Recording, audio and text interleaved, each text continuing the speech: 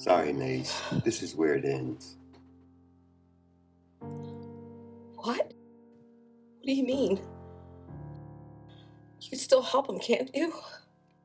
I wouldn't want to remove the shred of humanity he has left. You just can't give up on him, Doctor.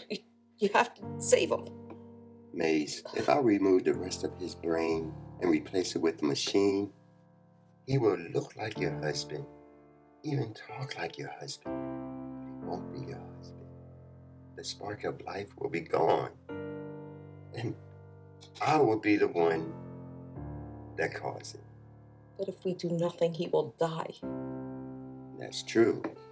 He will die. But like a man and not a machine. Please, don't fight me on this one. Let him go. How much time does he have?